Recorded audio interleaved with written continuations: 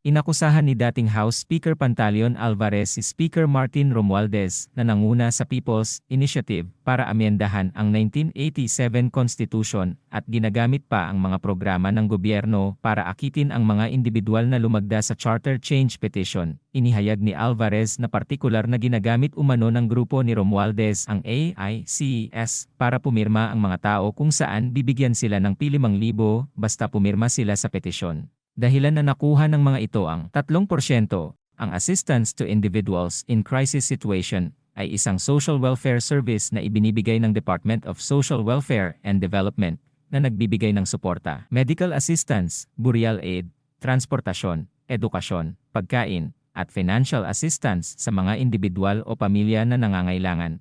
Ang People's Initiative naman ay naglalayong amyendahan ang saligang batas.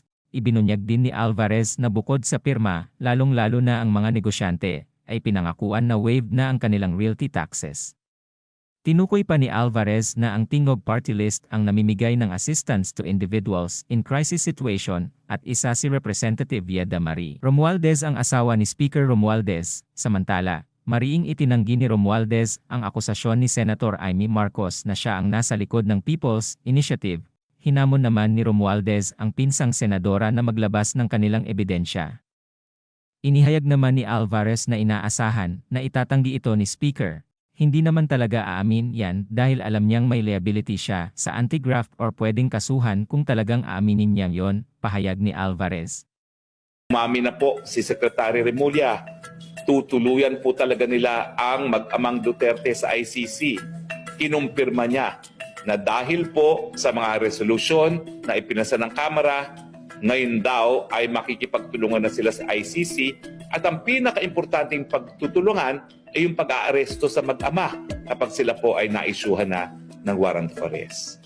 Malungkot po yan dahil talaga naman pong yan ay patunay na wala na pong unity.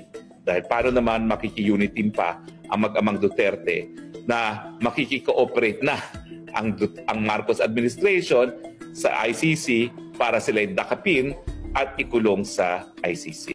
Dahil nga po, abay, ang daming nagulintang dun sa aking binalita na ang sabi nga ni PRRD ay anytime maarestuhin siya at saka yung posible dismantle ng Task Force Davao.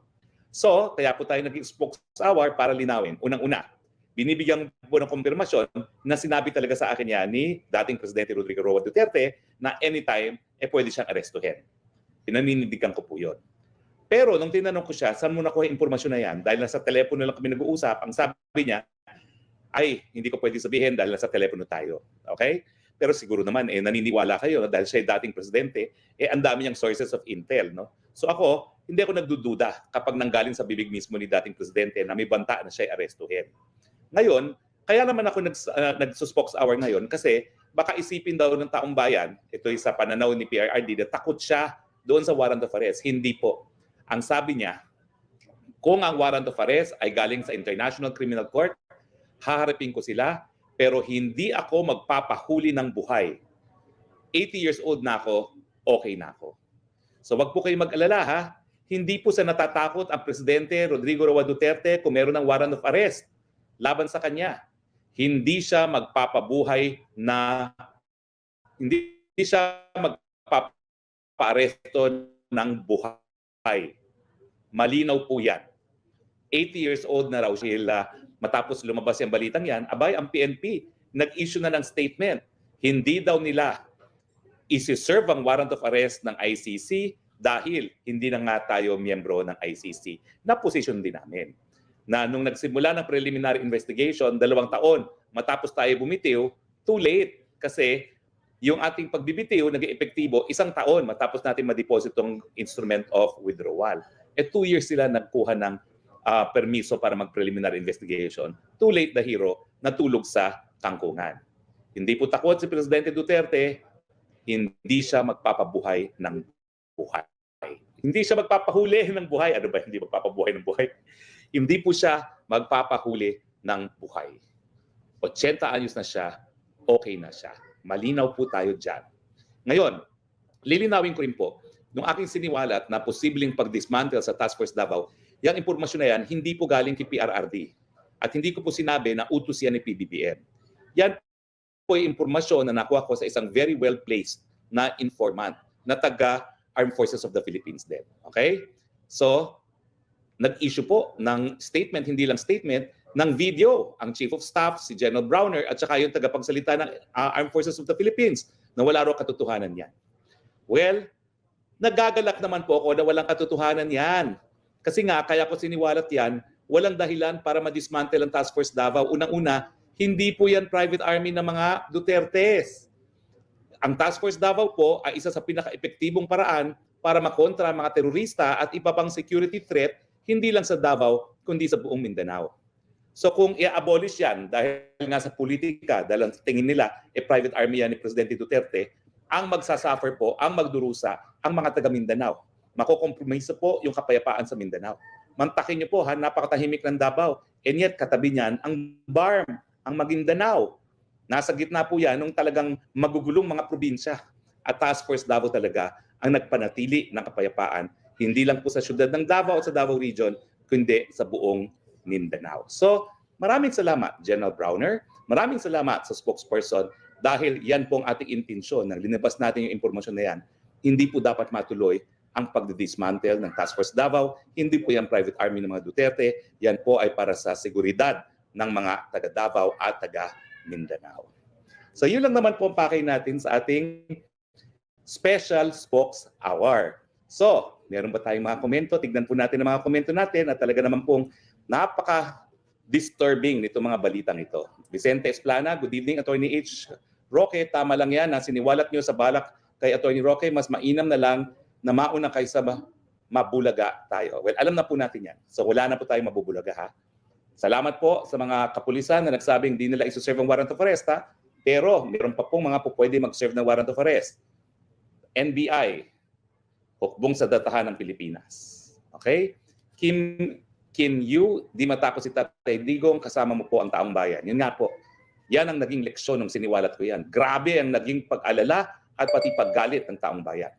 Recu Dems, good evening, Attorney Harry. Naniniwala po ako sa inyo, Attorney. Ang magagawa ko po, ipagdasal na maintim si Tatay Digong. Mahal po namin siya, kami mga OFW. Salamat po, Recu. Aba, miski hindi tayo regular hours, maraming mga nagkokomento. Bahar Angela, Spokes, narinig ko na interview si PRD, ang isang media man sa Davao kay Randy at di nga siya takot at ayaw niya magpahuli ng buhay. Nabanggit niya yung Task Force Davao ni PRRD. Opo. Kaya po hindi ako nagsalita kagabi kasi may nagsabi sa akin na mag-issue ng statement sa PRRD. Tapos kanina umaga, hindi raw natuloy, magsalita na ako. So nag-issue po ako ng statement. Pero dahil napaka-toxic po ng araw nito, ngayon ako nakapag-Spokes Hour. Bahar Angela, Spokes, narinig, ayun, tapos na po yan. Nabasa ko na si Bahar. Okay? Arnold Gabriel, Attorney, may sistema ba iyong panawagan para mabilis ang pagresponda kay Tatay Digo? Kung siya ay arestuin na, baka tayo mahuli. Okay, mag-alala, habang nandiyan ang internet. Kung kinakailangan ng tulong, magtatawag po tayo ng tulong. Kung kinakailangan ng tulong. Dahil wala pong jurisdiction ng ICC, illegal po ang pag-arrest sa kanya kung yan ay ipatutupad. Mariah Carey, ang sabi niyo po ay tumawag sa inyo si PRD. Opo, tumawag po sa telepono yan. Justin Acosta, hi. Attorney Harry, pa-shoutout naman yung kasama ko na nanonood, si Ice Wallow Cam. Hello, Ice Wallow Cam. Okay. Uncle Lau, asa ng mga Pinklawan at NPA na laging nagwewelga, bayad na ba sila ng PCSO? O nga po nakapagtataka, pati sa pirma, tahimik na tahimik ang mga Pinklawan. Ang duda ng marami, at may posibilidad din po dahil meron kamag-anak incorporated sa loob ng administrasyon para nagsanib puwersa na. Diba? Kaya tingnan niyo sa korte, pati mga sa korte sa Kongreso, pati yung mga kaliwa, nagsanib puwersa na sila. Ignis Minokawa, tuwang-tuwa, maute kapag na-disband ang Task Force Davao. Totoo po yan, totoo po yan. Pero sabi naman ng ubong sa datahan, hindi raw nila gagawin. Gaming, Attorney, ano masasabi mo na may right daw ang mag-revoke ang Kongreso sa franchise ng SMNI? Totoo po yan, pero kinakailangan bumotong Senado. Buboto bang Senado kasama ng Kongreso? I doubt it. Lalo na ngayon, binubuwag ng Kongreso ang Senado. Kayo naman.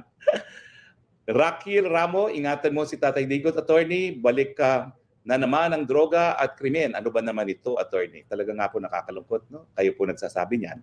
Okay? Panfilo Ibarra, tamaan sila ng kulog at kidlat. Hindi papayag ang sambayanan Pilipino, dadanak ang dugo. Huwag sanang mangyari uli ang ginawa kay Ninoy, kaya nagkagulo. Well, talaga pong pag in-enforce nila yung warrant of arrest sa ICC na illegal. Magkakagulo po talaga, sinasabi ko na. Yan po ay hindi prediction, hindi po yan galing sa crystal ball. Yan po talaga ay alam na natin. MAC, I think Spox, they're just testing the waters kung papalag ang mga taga-suporta ni PRRD. Well, nakita niyo po nila. Talagang grabe yung naging response ng mga loyalists ni Tatay Digong. Okay? Quintos Tagok, hindi dapat sumama si FPRD sa mga aresto kahit ano ang mangyari. Well, yan po sabi niya, hindi siya magpapahuli ng buhay. Yan si Jillian Caper, attorney, pati ba sa SOCMED kayo nilang pahintuin ang SMNI? Ay nako, pwede po. Pwede po, nagawa po nila yan. Yung 1 million followers na YouTube na patanggal nila kasi yung mga pulahan sumusulat sabay-sabay doon sa YouTube. Kaya tayo, maingat din po tayo ha, dahil talagang pwede tayong targetin din. Yan si Jillian Caper, narinig ko kasi kanina pati sa social media, mukhang gusto nilang ipaban ang SMNI. Totoo po yan, talagang susupirin nila ang SMNI. Okay, alam ko po marami pang mga komento, pero ako po nasa pagpupulo ngayon, Christopher Cheng. Spox, dapat lagi tayo mapagmatsyag para hindi tayo maisahan ng mga kalaban ni Tatay Digong. Jojo Cheng from Dubai. So ako po nasa gitna ng mga pagpupulong, no? Super toxic po itong araw nito. Isa sa pinaka-toxic na araw ko, no? Pero kinakailangan gawin po ito para sa inyong kaalaman at para po to set the record straight. Okay? Dahil maraming mga tanong-tanong, ugong-ugong, fake news daw. Well, wala po ako sinasabing fake news. Pati po yung mga ugong-ugong tungkol sa Task Force Davao, kung wala po akong credible source, at abogado naman po ako, alam po kung sino mga credible sources, hindi ko po yan i-broadcast. No? At sa tingin ko naman, yung denial ng Task Force Davao, yung denial ng Bungsadatahan na i-abolish ang Task Force Davao, yan ay inantay, hindi lang ng mga taga Davao, kundi ng lahat ng mga taga